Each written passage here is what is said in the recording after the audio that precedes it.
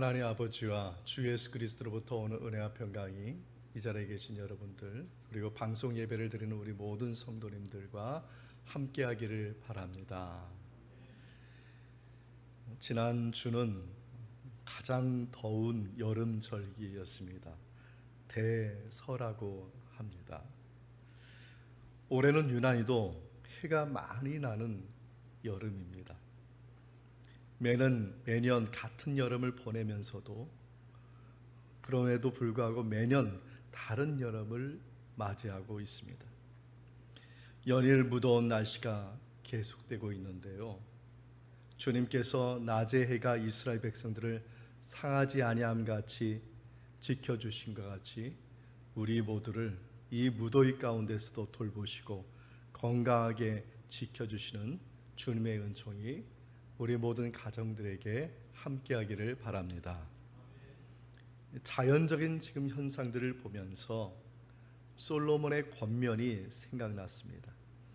전도서 1장 2절 말씀입니다. 전도자가 이르되 헛되고 헛되며 헛되고 헛되니 모든 것이 헛되도다. 이것은 솔로몬 왕이 부귀영화를 누려봤기 때문에 할 수 있는 권면이 아닐 것입니다. 해 아래 수고하고 수고하여 본 사람들 모든 사람이 느낄 수 있는 지혜이고, 그리고 이것은 하나님이 주신 깨달음이라고 생각을 합니다. 그리고 우리에게 익숙한 것들 앞에서도 수고하여 본 지혜자의 신앙적인 깨달음이라고 할 수가 있습니다. 오늘 본문의 마가복음 6장 45절과 그리고 56절의 말씀을 보면서 우리가 신앙적인 익숙함에 대해서 경계해야 할 신앙의 지혜가 무엇인지 살펴보고자 합니다. 첫째 본문을 보면은 사람들은 예수님의 지혜를 이해를 하지 못했습니다. 본문의 45절의 말씀을 우리 함께 읽어보겠습니다. 예수께서 즉시 제자들을 재촉하사 자기가 무리를 보내는 동안에 배에 타고 앞서 건너편 벳세다로 가게 하시고, 이 본문에는 두 부류의 사람들이 나오는데요. 첫째는 제자들입니다.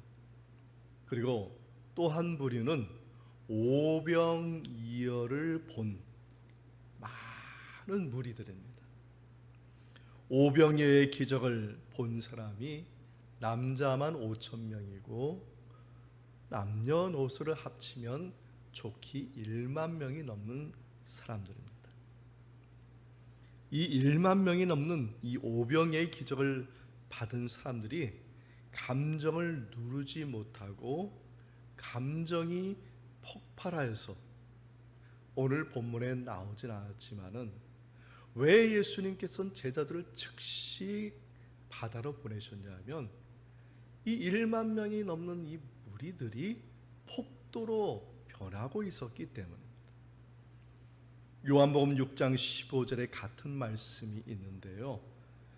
6장 15절에 이런 말을 하고 있습니다. 그러므로 예수께서 그들이 와서 자기를 억지로 붙들어 임금으로 삼으려는 줄 아시고 다시 혼자 산으로 떠나가시니라.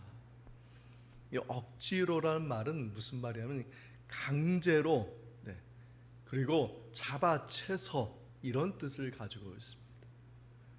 무리들이 와서 예수님을 강제로 잡아채서 지금 예수님을 임금으로 만들려고 하고 있었던 것입니다.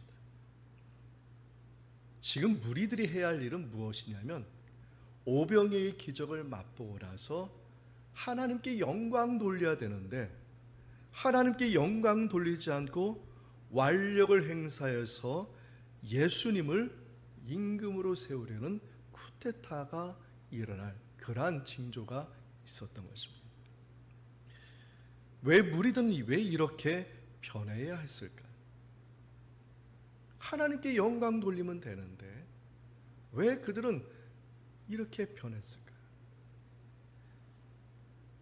오늘 본문의 52절의 말씀을 보면은 제자들뿐만 아니라 무리들의 마음 상태가 어떤 상황인지를 말해주고 있는데요.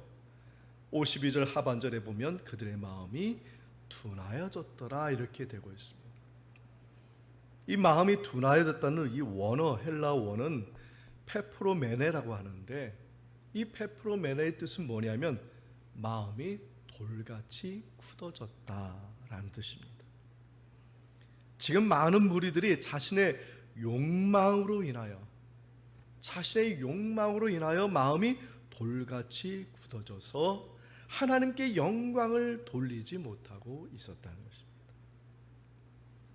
그들이 가진 욕망은 무엇이었을까요? 당연히 물질에 대한 욕망이겠죠. 사람이 물질에 대한 욕망만 있지 않지 않습니까? 명예에 대한 욕망도 있고, 권세에 대한 욕망도 있고, 자신의 정욕을 채우려는 욕망도 있습니다. 그러나 성경은 그러한 욕망을 절제하라고 분명히 말하고 있습니다. 십계명에 이런 말씀이 있죠. 내 이웃의 소유를 탐내지 말라. 이 탐낸다는 것은 욕망을 채우려고 내 이웃의 것을 탐내고 그것을 훔치고 가지려는 것을 말합니다. 성경의 대표적인 사람이 아담과 하와가 하나님의 것을 탐내다가 에덴 동산에서 쫓겨났다는 것을 기억하시기 바랍니다. 그들은 신앙생활이 욕망에 사로잡히면 어떻게 되는지를 분명히 보여주고 있습니다. 예수님은 무리들의 모습을 보시고 즉시 무리를 흩으시고 1만 명이 되는 사람들을 그 한밤중에 다 흩어오시고 그리고 홀로 산에 가셔서 기도하셨다 이렇게 말하고 있습니다. 예수님이 이렇게 판단한 실제적인 이유가 있습니다. 왜냐하면 갈릴리에서 일어난 무리들의 폭동은 그 무리들이 죽임을 당할 수 있기 때문에 그렇습니다. 지난주에도 말씀드렸다시피 갈릴리 바다를 다스리고 있는 분봉왕이 누구냐면 헤롯 안디바라는 사람. 이 헤롯 안디바는 분봉왕이 아니라 자기 아버지 같이 헤롯 대왕이 되는 꿈을 꾸고 있는 사람. 그리고 이 사람은 사람들의 인기를 얻기 위해서 메시아 같은 그러한 것에 관심을 두고 있는 사람이었던 것입니다. 그런데 지금 오병이어의 사건이 갈릴리에서 일어났죠. 1만 명이 넘는 사람이 폭동을 일으키죠. 그러면 헤롯 안디바가 어떤 반응을 보일 것입니까? 그는 그의 아버지 헤롯 대왕처럼 베들레헴의 유아학살을 지시한 것처럼 갈릴리의 사람들을 싹 죽이라는 살해 명령을 분명히 내릴 것입니다.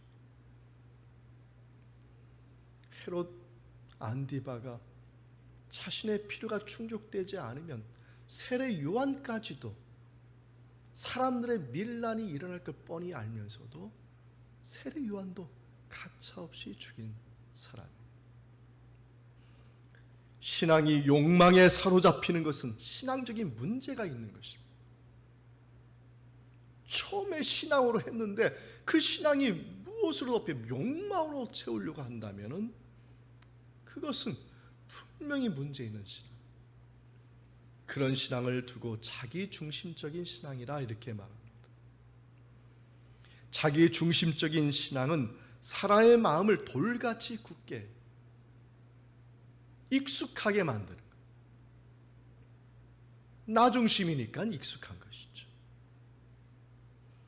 나 중심이니까 그 나 중심의 것을 채우려고 하다 보니 다른 사람의 말도 듣지 않고 성경의 말도 듣지 않고 아무 소리도 안 듣고 돌같이 굳은 마음이 되는 것입니다. 신앙생활은 자기 중심적인 신앙생활을 하는 것이 아닙니다. 신앙은 예수님 중심적으로 해야 하는 것입니다.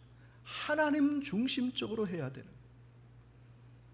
이스라엘 초대 왕이었던 사울 왕은 자기 중심적인 신앙생활을 하다가 자신의 왕위도 빼앗김을 당하고 죽임을 당하는 사람이 되었다는 것을 기억하시기 바랍니다. 그러나 사울 왕에게 10년 동안 쫓겨다니고 사울 왕을 죽일 수 있는 기회가 있음에도 불구하고 다윗은 그를 용서하고 사랑하였다는 거예요. 왜? 나 중심이 아니, 하나님 중심.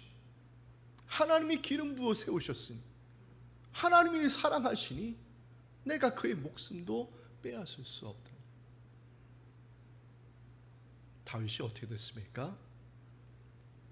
하나님이 그를 위대한 왕으로 세워주셨습니다.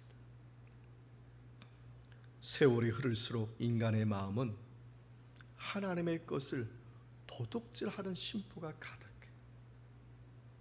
자기 것으로 만드는 거예요. 자기 것으로 만들어서 어떻게 합니까? 그것에 익숙한 것이죠. 그럼 그것에 익숙하면 어떻게 돼요? 그 마음이 점점 자기의 욕망으로 돌같이 굳은 마음이 돼요.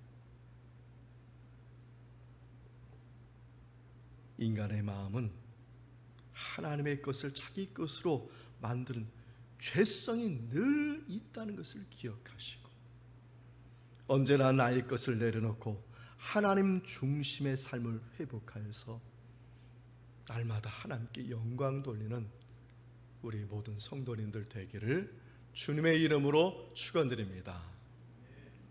둘째는 제자들도 예수님의 지혜를 이해할 수가 없었습니다. 본문의 48절의 말씀을 우리 함께 읽어보겠습니다. 바람이 거스름으로 제자들이 힘겹게 노 젓는 것을 보시고 밤 사경쯤에 바다 위로 걸어서 그들에게 오사 지나가려 하시매. 예수님이 서둘러서 제자들을 갈릴리 바다로 보내셨습니다. 그 시간이 언제냐면 성경에 밤 사경이라고 되어 있는데, 오늘날 시간으로 따지면 이 밤 사경은 새벽 3시부터 새벽 6시를 말하는 것입니다. 그러므로 최소한 새벽 3시경에, 늦어도 새벽 3시경에는 지금 예수님께서 제자들을 바다로 내보내셨다는 것을 알 수가 있습니다. 제자들은 전혀 알 수가 없어요. 그냥 예수님이 시키니까 칠흑 같은 그 새벽밤에, 어두운 밤에 배를 띄워서 벳세다를 향해서 노를 짓고 갔습니다. 그러나 그들이 타고 있는 배를 거센 바람과 그다음 거센 풍랑이 그 앞을 막고 있는 거예요. 심지어는 제자들의 생명의 위험을 당하는 그런 상황까지 이르게 된 것입니다. 왜 이런 상황이 있었을까? 물론 자연적인 현상입니다. 그 시간에 분명히 헐몬산에 내려오는 그 바람과 그 다음에 서해에서 지중해에서 불어오는 바람이 서로 부딪혀서 돌풍이 일었을 거예요. 자연적으로 해결이 돼요. 자연적으로 해석이 됩니다. 그러나 중요한 것은 왜 그 시간에 그 잔잔한 그 바다에 돌풍이 불었냐는 것입니다. 이것은 지금 제자들의 마음이 어떠한지를 보여주고 있는 것입니다. 지금 제자들이 노를 젓고 가는데 기분 좋게 노를 젓고 가는 게 아니라 분통하고 원통한 가운데 지금 노를 젓고 가고 있는 거예요. 왜냐하면 오병이어의 사건을 경험한 1만 명의 사람들이 폭동을 일으킬 때 거기에 동조하고 싶은 사람들이 제자들이었기 때문에 그렇습니다. 제자들이 예수님을 따른 목적은 자신의 욕망을 채우기 위해서였어요. 그들은 모두가 예수님이 왕이 되면 자신들 높은 자리에 오르는 것이 그들의 인생의 목표였어요. 그걸 이룰 수 있는 절호의 기회인데 지금 노를 젓고 한가하게 바다를 건너고 있어요. 마음속에 분통과 원망이 가득한, 지금 그 상황 가운데 지금 거센 풍랑과 바다가 바로 그들의 앞길을 막고 있는 아주 상징적인 의미를 보여주고 있는 것입니다. 제자들의 마음도 어땠습니까? 욕망으로 가득했어요. 자기 중심의 신념, 인생의 목표, 자기 중심의 신념, 페페로메네, 돌같이 굳은 마음이 되었던 것입니다. 이러한 신념은 거창한 비전과 꿈처럼 보여요. 세상 사람들 다 그렇게 살고 있어요. 뭘 하나면 익숙할 때까지 훈련하는 것이죠. 뭘 하나 하면 높은 자리에 올라갈 때까지 연단하고 연단합니다. 익숙할 때까지. 그 목표는 뭡니까? 자기 욕망의 실현인 것이죠. 오늘 본문은 그러한 신앙의 자세, 그러한 삶의 자세는 아무것도 거둘 수 없는 결과만을 초래한다는 것을 보여주고 있는 것입니다. 사울 왕이 블레셋 장수 골리앗과 싸울 때의 모습이 이런 모습이 아니겠습니까? 골리앗의 키가 얼마나 되느냐 보았더니 정말 장수 중에 장수였던 것입니다. 사울 왕이 골리앗 장수 앞에 나가지 못했어요. 그 당시의 싸움은요, 최고 지도자들끼리 싸우는 거예요.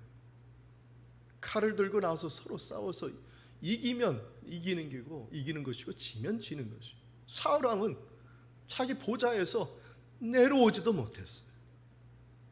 병사들은요, 블레셋 진영으로 한 발자국도 갈 수가 없었어요.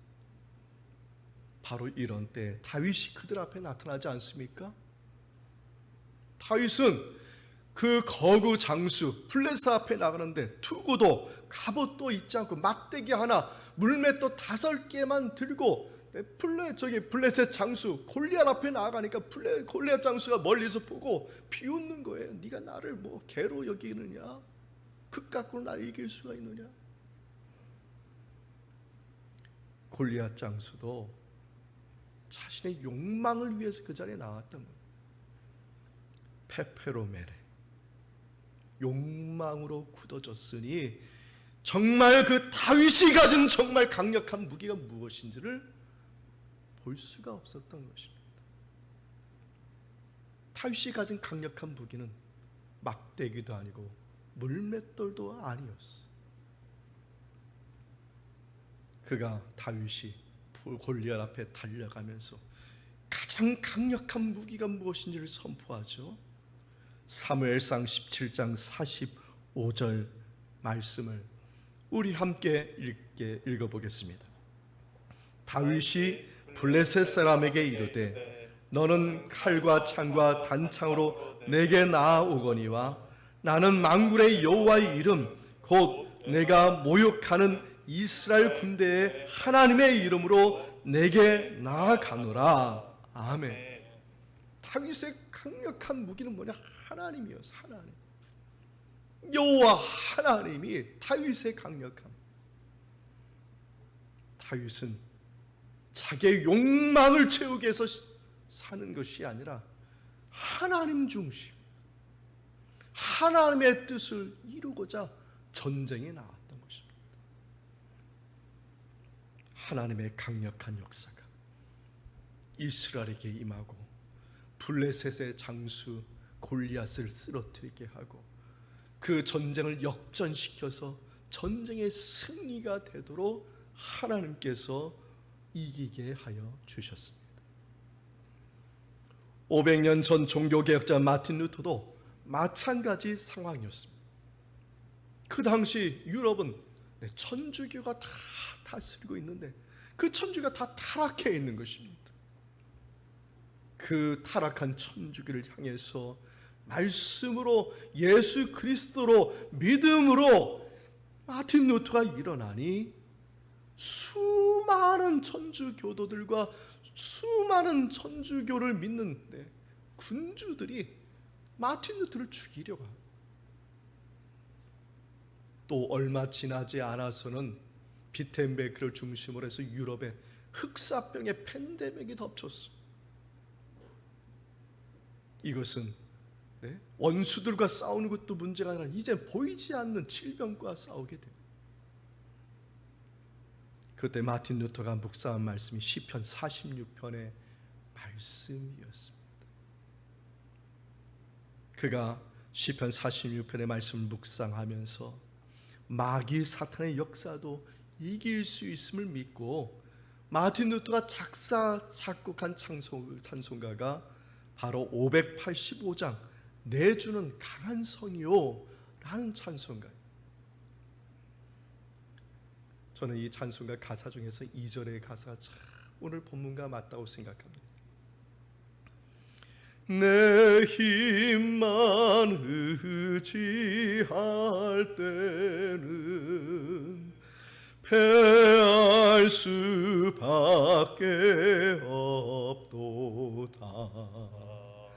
힘 있는 장수 나와서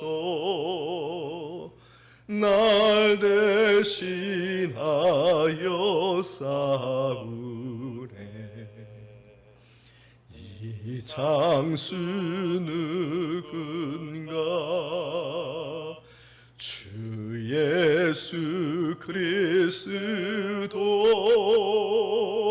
만군의 주로다. 당할 자 누구랴? 반드시 이기리로다.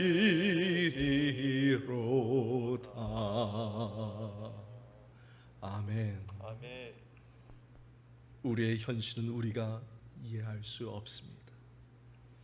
그러나 오늘도 예수님 중심으로 살고자 하는 자에게 하나님은 다윗과 같이 힘과 능력을 주시고 피할 길을 주시고 높여주시는 은총을 반드시 주신다는 것입니다. 이러한 믿음이 우리 모든 성도님들에게 함께하기를 바랍니다. 아멘. 셋째는 성도는 신앙생활에 익숙함에 함몰되어서는 안 됩니다. 오늘 본문의 49절과 50절의 말씀을 함께 읽겠습니다. 제자들이 그가 바다 위로 걸어오심을 보고 유령인가 하여 소리 지르니 그들이 다 예수를 보고 놀람이라. 이에 예수께서 곧 그들에게 말씀하여 이르시되 안심하라, 내니 두려워하지 말라 하시고. 아멘. 예수님이 제자들이 바람과 파도와 싸우며 큰 위험에 빠진 것을 보시고 예수님께서 바다 위를 걸어서 오셨어요. 이 바다 위라는 말은 바다 위 공중에 떠서란 말이 아니라 바다를 예수님께서 신으신 그 샌들을 바다 위, 바다와 접촉하면서 왔다라는 거예요. 마치 우리가 땅을 걸을 때, 도로를 걸을 때 딱딱한 그 아스팔트 위를 걸어서 오듯이 예수님께서 물표면을 딱딱하게 걸어서 오셨다라는 그런 말씀. 근데 이것은 실제적인 사건. 왜냐하면 마가복음에서만 나오는 게 아니라 모든 복음서에서 똑같이, 다른 복음서에도 똑같이 기록하고 있기 때문입니다.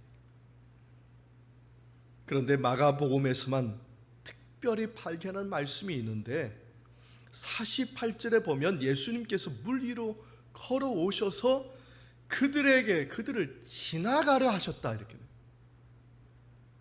예수님께서 제자들 향해서 오셨잖아요. 걸어서 오셨는데 그 배를 지나가려 하셨다는. 지금 예수님께서는 바다 위를 걸으신 목적은 제자들을 향해서 가러 오시려고 한 것인데 지나가려 하셨다. 마가복음에만 발견하는 말씀. 왜 다른 복음서에는 없고 이 말씀 마가복음에만 지나가라 하셨다고 하셨을까요? 이유는 오늘 본문 52절의 말씀 때문입니다.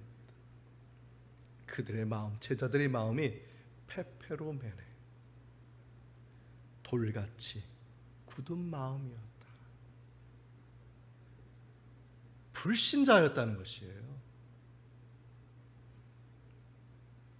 예수님을 누군지 모르고 유령인 줄 알았잖아요.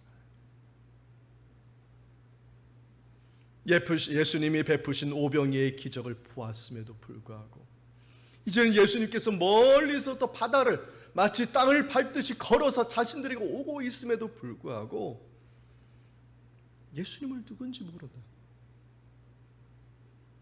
깨달지 못하니까 지금 예수님께서 그냥 지나치려 하셨다.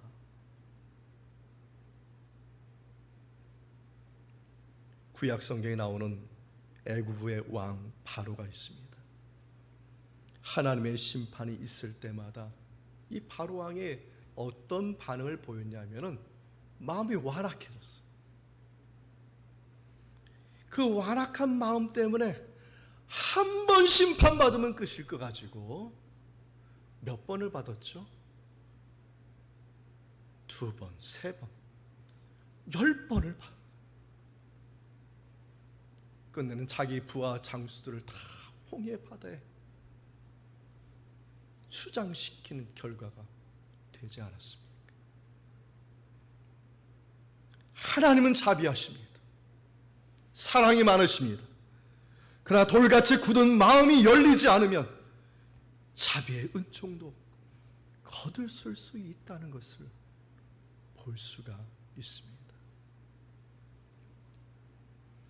홍해바다를 건너서 구원받은 이스라엘 백성도 똑같은 마음이었죠. 똑같았습니다.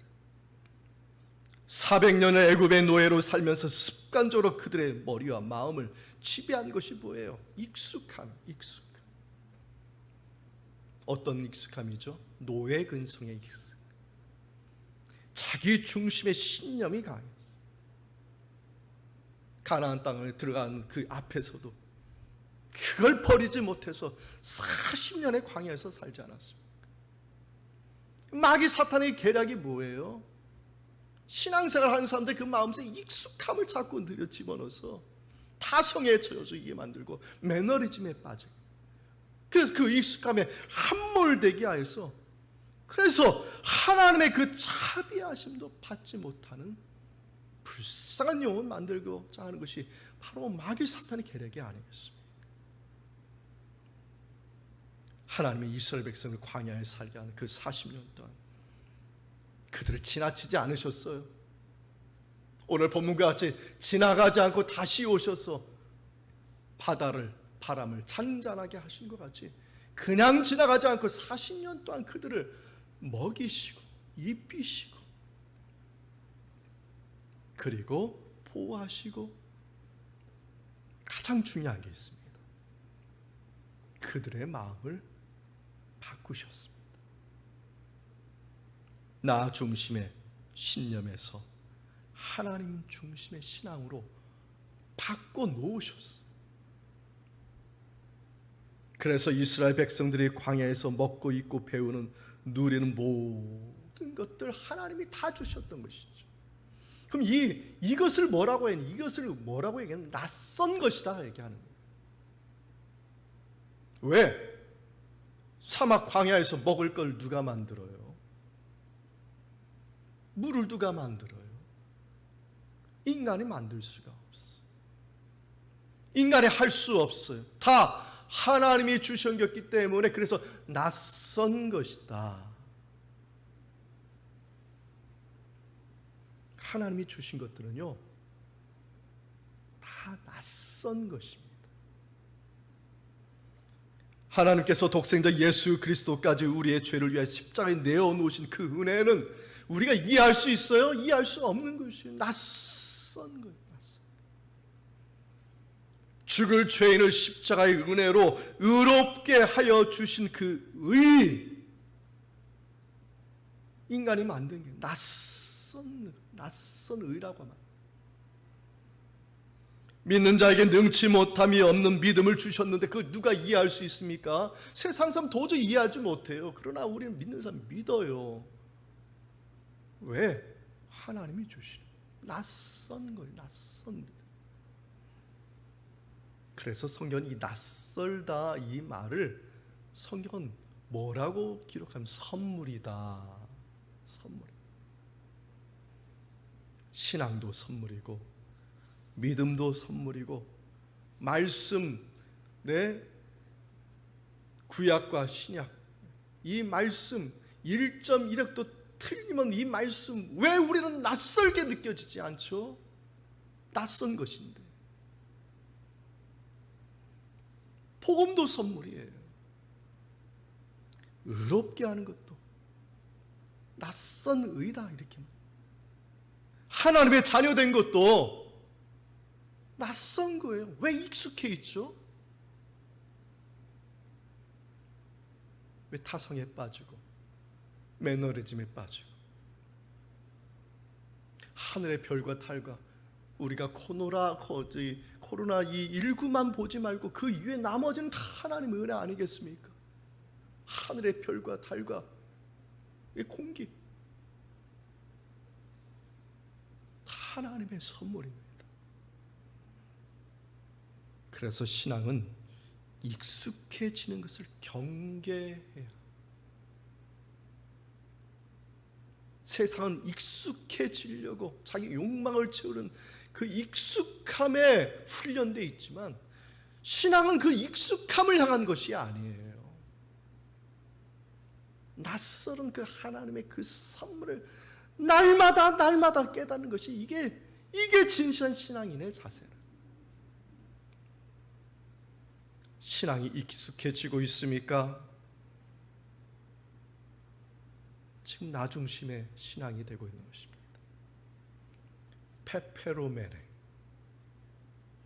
돌같이 굳어지는 마음이 되고 있는 것입니다.